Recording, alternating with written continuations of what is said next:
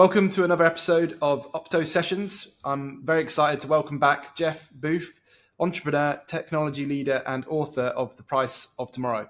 Jeff is also the GP at Ego Death Capital, a Bitcoin-only venture fund. And I'm delighted to announce that we're actually at Opto, we're doing a competition. We've got 5 signed books from Jeff. The Price of Tomorrow, here it is, Why Deflation is Key to an Abundant Future.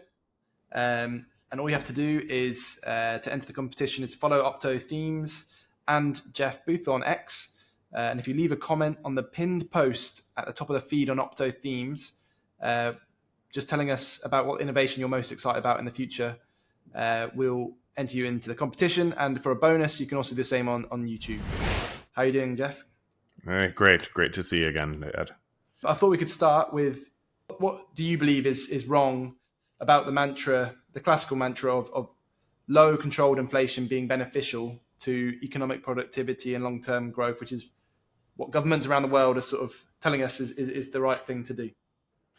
Yeah, and I think it's really worth like listening to that and then saying why, right? And then why again, and what you come to a conclusion, what you quickly come to a conclusion is that the natural state of a free market is deflation. And I should say that again for anybody who wasn't clear. The natural state of a free market is deflation, and then we should discuss why the natural state is deflation, or why that happens. And that happens because we as users want to use things that are better value for us, and entrepreneurs come in to try to create a market to give us things that are better for us. And when you and we wouldn't use the things if they cost more or were worse for us. So we constantly gravitate to things that are better for us, that give us more value. And entrepreneurs is now using technology that's moving at a much faster rate, because entrepreneurs are giving these things to us that can solve our needs in a better way. And so everything we use kind of solves that problem. Otherwise, we wouldn't use it. Now, how does that work from an economic standpoint? From an economic standpoint, what it says is prices fall to the marginal cost of production. And so over a long enough time horizon. So let's just stop there for a moment and say, what could stop that from happening? What could stop that from prices falling for the marginal cost of production is a government could regulate an industry and say, nope, prices can't fall here because I'm going to force that to stop falling. And then what happens with that industry is it grows into a monopoly in that country because it's a protected monopoly within that country, and then gets competed at from other countries that won't allow that to happen, and then fails. So over a long enough time horizon, an economic law states prices fall to the marginal cost of production. So we can see on both sides of this, and by the way, if you push on anything that you don't quite get, because it seems like, I can't believe it's such a hard concept for people to grasp, because they use it every day. Yeah. They constantly use the things every day. And they drive to things that give them more value, and then so prices fall to the marginal cost of production, and then we have exponentially increasing productivity, which is driving that at a rate we can't even comprehend. So with technology now, so you have to think about, what is the marginal cost of production of a line of code? Or what is the marginal cost of production of a line of code created by other lines of code? Now that AI is moving into everything, and you can see prices dropping everywhere on those things. Yeah. Okay. And then but people say, oh, it's just those things. Other prices are rising. Okay, we'll get to that in a moment. But so what do you hear from the giant monopolies that are taking advantage of it? You hear, we need to regulate AI to protect people, right?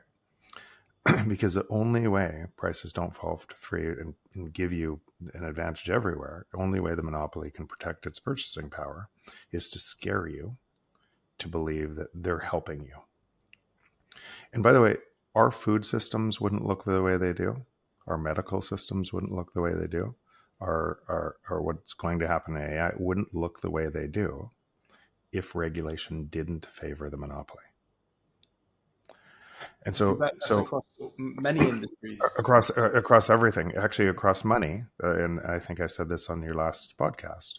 Across money, you think about regulation and money. So you have regulation to try to protect you from losing money from a system designed to steal your money. So what ends up happening is all of that ends up concentrating higher and higher and higher. And I want to make an important point. There is no monopoly in the free market. It's impossible because entrepreneurs constantly try to attack and create great value. They're created out of fear to be able to drive you to give away your power. So that's what ends up happening. And so you constantly, so prices fall in marginal cost production. We have exponentially rising productivity, meaning prices should be falling all over the world. And now I'm going to go back to your question, right? Back to your question. Why do we live in an inflationary environment? Why are we led to believe prices are supposed to rise, right? Because that's the only way that the monopoly of money can survive. It can survive by essentially pretending to be able to help you through something that has to extract more and more of your wealth over time. And again, before we go to this, have some simple questions. And I'd ask your listeners, after you go through this, you might need to listen to it 2, 3, 4, 5 times because it breaks your brain. Why? Yeah. So why inflation? Like, what is the reason that theft needs to be in money for us to be able to live productive lives? Like, and people will naturally come to, well, we need inflation, or people wouldn't purchase things, and then ask, but fail to then actually investigate that question, right? What would you buy if there was deflation? Because you buy new phones, you buy a new computer. We've seen deflation there. You use AI. We've seen deflation there. You'd buy food. You'd keep buying. You'd buy the things you want to buy when you want to buy them. Because the opposite of that question says the only reason you buy is because we're going to force you to buy by stealing your money. So once you understand the magnitude of what I just said, because it presupposes the only reason we could trade with each other all over this planet is if we steal money from people. And then when you look at that, you'd say, what would that look like? And why 2% inflation is actually really relatively simple. It's because you wouldn't realize that somebody's walking in your house stealing 2% of your stuff over the course of a year. But it's way worse than 2% because most people are measuring like it's zero, like you're a stable economy. But the actual rate of deflation should be about, and you can't measure an unknown.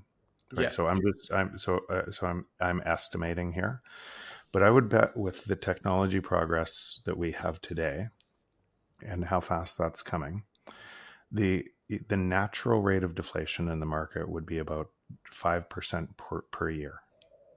So every year, the entire world would be getting richer by 5% per year.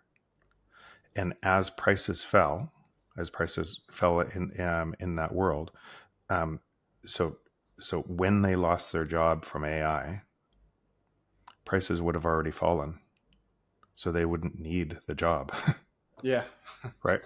So most people are scared, and they're giving these monopolies more and more of their power to protect them from the very same thing that's going to control them and hurt them. Because when you lose your job and your house prices are food prices and energy prices are all way higher because you've manipulated money, you've stolen the wealth of society and transferred it to very few people. Yeah. It concentrates more, and all of those people you've stolen from give you more power to steal more.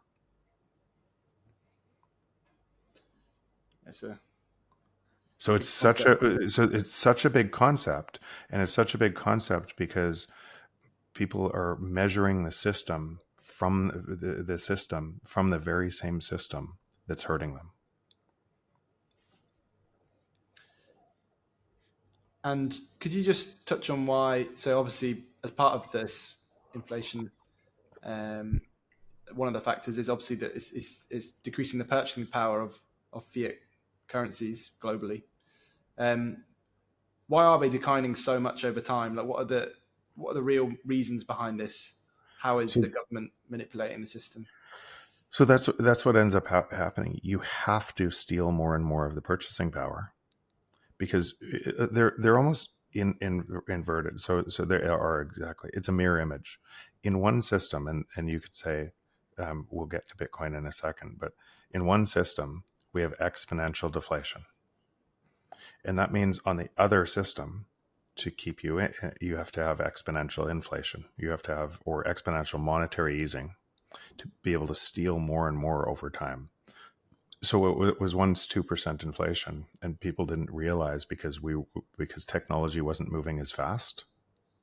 You still grew into these short-term debt cycles, and then that got kicked upstairs to the government, and then created long-term debt cycles out of trying to stop technology from reaching. Essentially, you could say the productivity that humans were creating arriving to humans in the form of lower prices.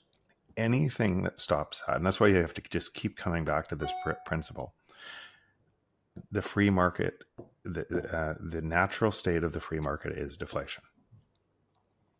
So when you're arguing the other side of that, why does this happen?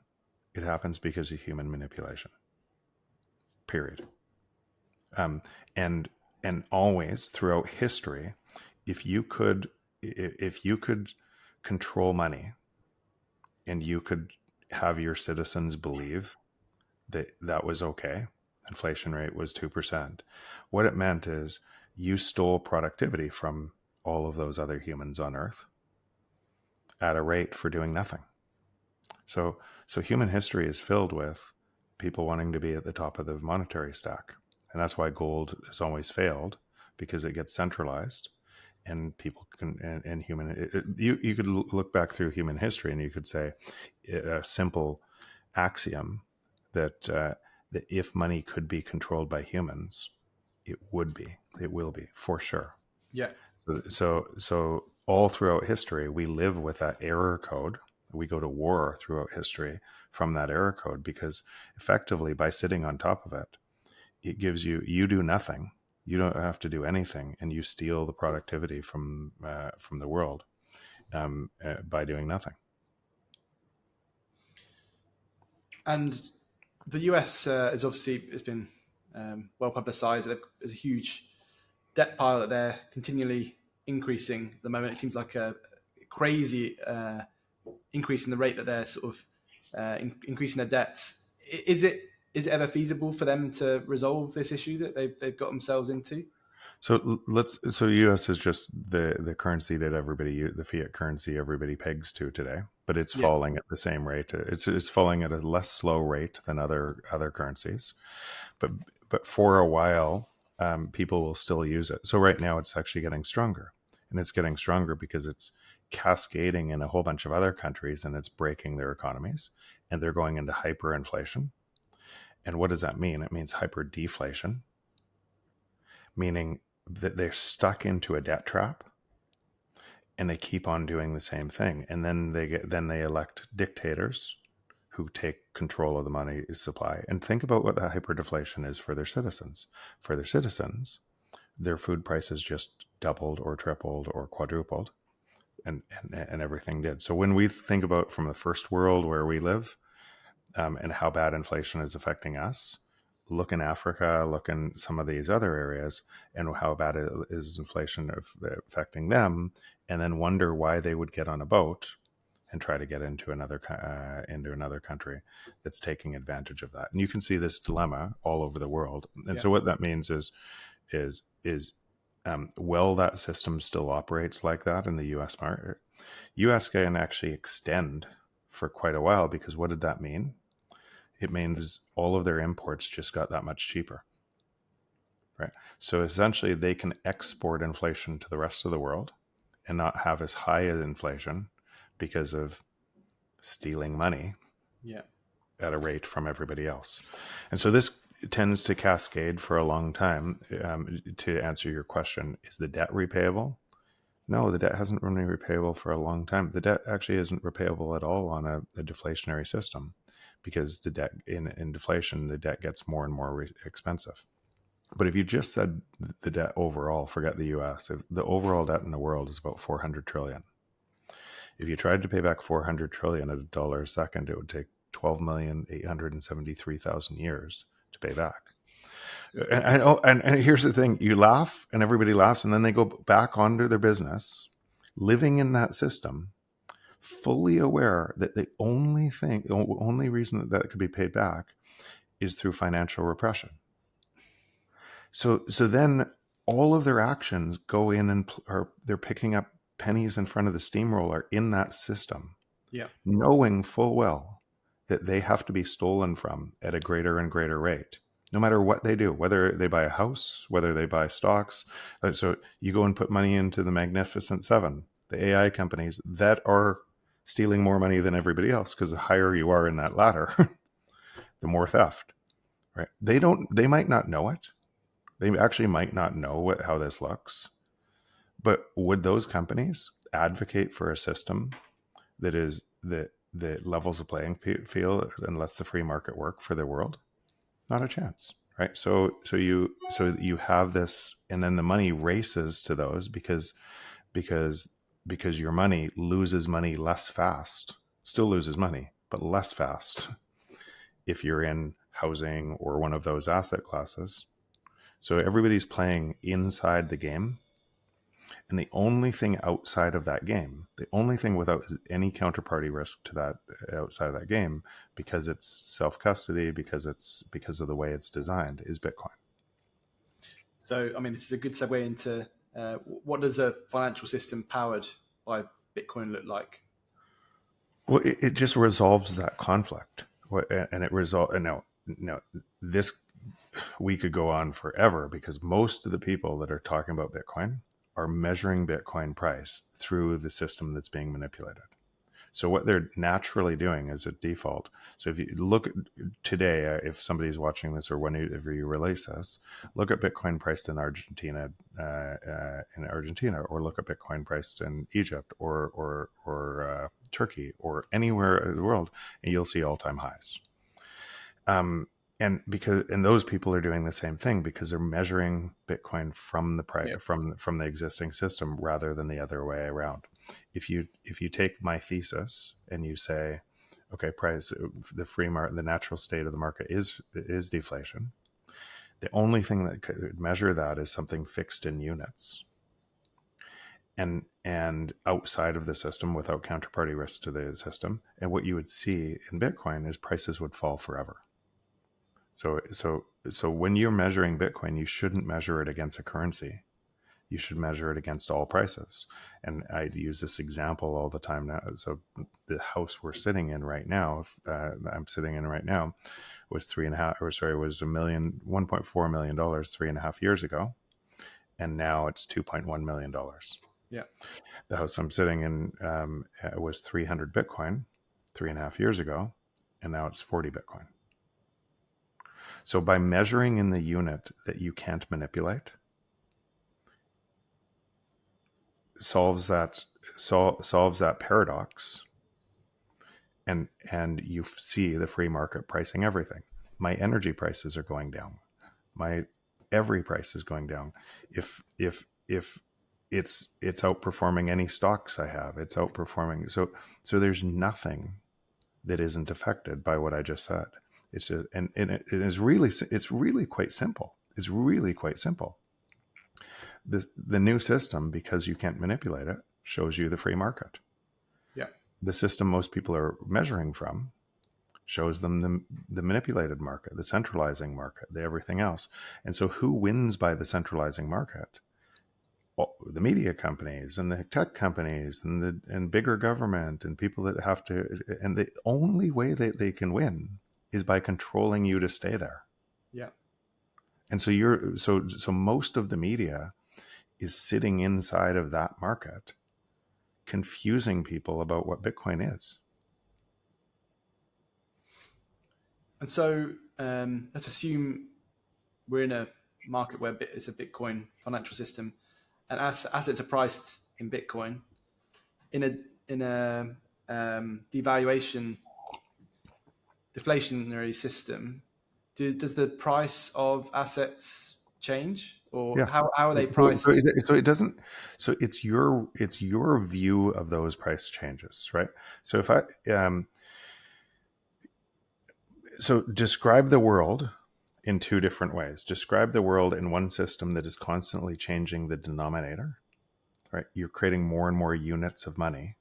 Then everything relative to the denominator, those more and more units of money, is going up in price. So if you want to describe your world in the changing denominator, then your view of the world will, why are prices going up so fast, right? And they'll go up faster and faster and faster. That'll be your view. If your view of the world is the non-changing denominator, then prices will fall, continue, or forever. And as more and more people understand this, so what's happening today is more and more people are starting to move to the new system, because all you need to do, it's an open monetary network. All you need to do is move your time and your energy and part of it into the new system. As you start to experience this and move to the new system, and this one gets worse, more people move. Yeah. And Bitcoin is getting stronger and stronger and stronger. So I think what scares people is they think of it as a light switch moment. One day we have this, one day we have this. How would I live in the new system? If you don't think about the light switch moment, if you just think the system I'm in, if you try to name a problem from the existing system that you care about, all of the problems are a derivative of broken money. And manipulation. I would say virtually everything is the single problem that people are thinking of, and the big global problems that they're thinking about. They're all a derivative of broken money, and people are making those problems stronger by reinforcing and dividing from a system, from a dishonest ledger. And all they need to do is move their time to a new system. And every single person has an opportunity. You don't have to wait for your bank to do it. You don't have to wait for BlackRock to do it. You don't have to wait for anybody to do it. All you have to do is move your time. And as you move more of your time and the energy or financial energy into the new system, you'll start to experience a totally different world. Mm-hmm. And it's very powerful. And so, and I think what you were getting at is what we would do. What would we do? Right? What would we do? Well, what do? You don't think about the air you're breathing right now. That's free. It's the most valuable thing in your life right now. You don't think about what you would do with that. Why would that need to be priced? That's what you're unnaturally doing within the system that is driving fear, because a lot of these other things would fall similarly to free or almost free. And your time, when measured in Bitcoin, and eventually everything's going to be measured in Bitcoin, but your time will expand and you can do the things you really want to do, rather than being on a hamster wheel chasing a system that is actually stealing your life energy. And do you think it's even possible or probable that a system will exist where there's both fiat and Bitcoin? I think that so now we have to think about economic actors and what they would look like, and game theory, and so I think absolutely that these things will coexist. I think different governments will say, okay, I understand that some people are so a whole bunch of different options are going to happen. So sometimes some governments are going to try to block the access to Bitcoin. And remember, anytime that get to that point, do you think it's inevitable? Yeah, inevitable. But anytime that somebody does, just remember, if you're staying trapped, why are they blocking the access? They're blocking the access for massive financial repression, essentially stealing more money from you faster.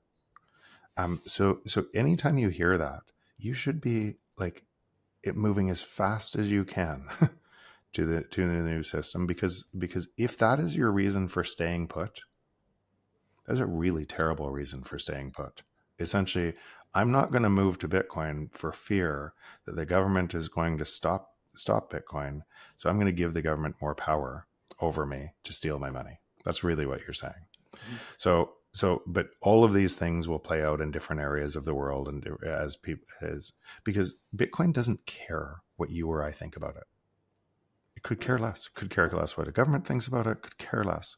Every 10 minutes, new block, decentralized, secure. It's repricing the world, and it doesn't care what anybody thinks about it.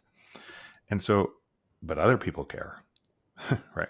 Because if your power only comes from theft, and something changes the world to be able to provide to take away your power, then you're going to care a lot, and you're going to try to stop the on ramps and everything else. So you could say that you could see this play out. A lot of these things are going to play out in different regions of the world. So let's take an extreme example. All governments all around the world all get together and they all try to ban Bitcoin. Yeah. By the way, remember, China's tried now 7 times. There's still over 10% of the hash rate is still in China. You can't stop something like this. And so, but let's say that happened. Then let's use examples from history that when a government says, I'm going to ban all of this, like essentially an open source technology, you could say, anytime you see that type of draconian measure, and what happens, an underground market explodes.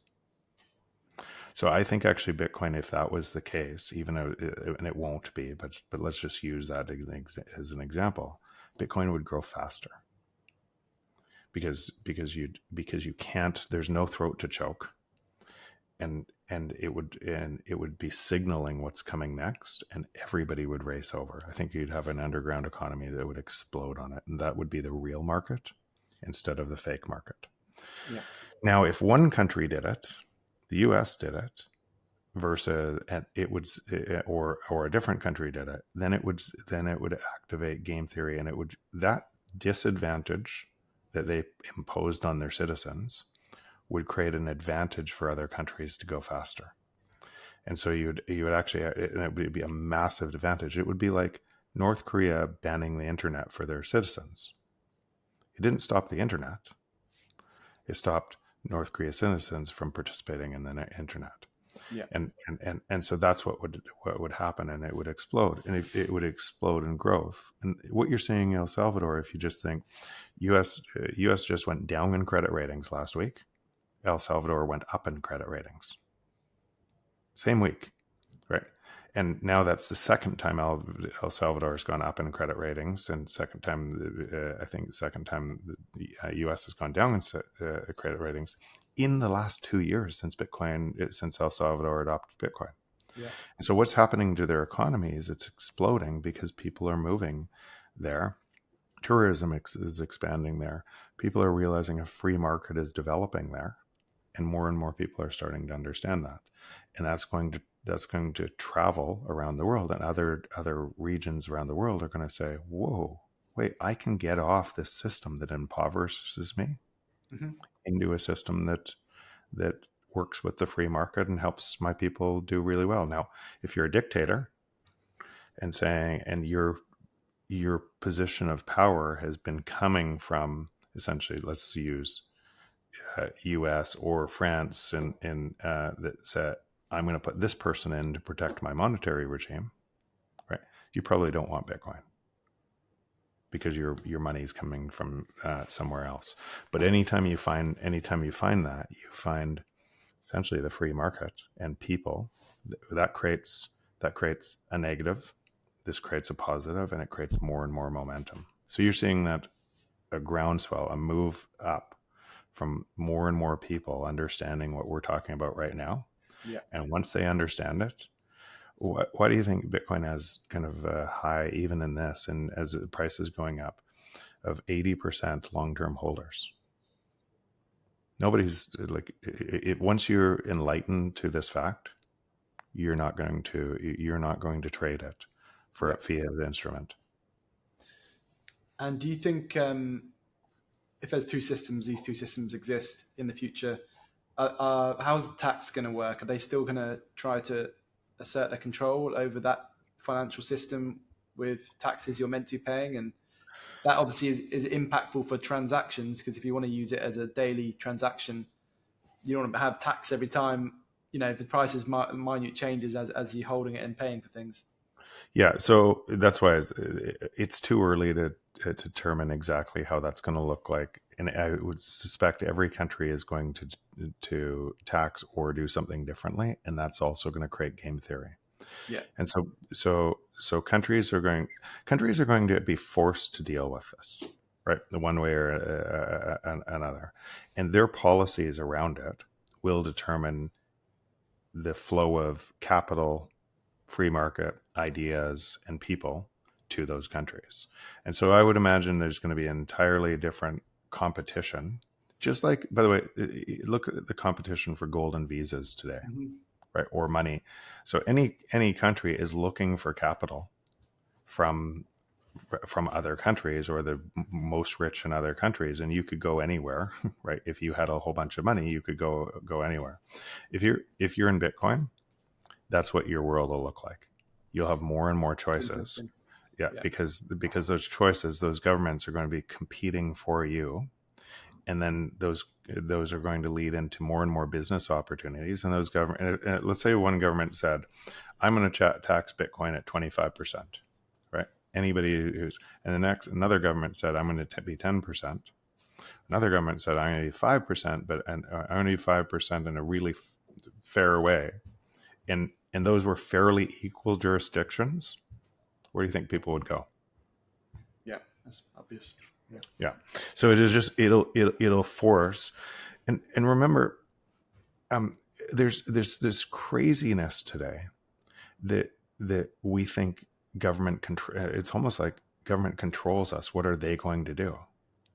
They're supposed to be in service to us. Yeah.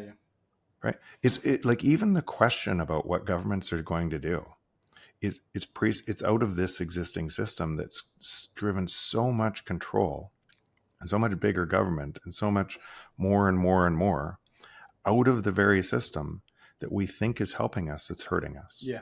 And so our minds are totally flipped. And in this new world, government's going to get smaller, or the best governments are going to, and it's going to be in service to you.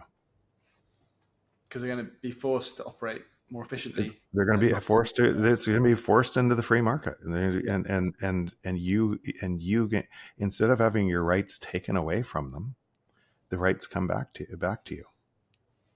So the centralized organizations will still exist, but in a smaller form, and without this relentless growth that happens. Over time, they'll get smaller, and the ones that are and the ones that they'll probably smaller and smaller and smaller and smaller over time, and the best and the ones that, just like the free market, if your only way of being in business or being in power is through theft, this is going to be really harsh for you. Yeah, right? This is going to be a really harsh ride, which it should be. So all the vital services still exist. Yeah, like of course. Yeah, of course, because we'll want them. We'll vote for them, right? Yeah. Of course. Now, maybe a small country says we're not going to do anything. It's all going to be free market. Maybe they'll try that experiment. I suspect that experiment won't play out very well. But who am I? I don't know. I don't know. But lots of different ideas will be tried. Well, thanks, Jeff. That was really, really interesting. I thought we could move on to just some use cases of Bitcoin. Sure.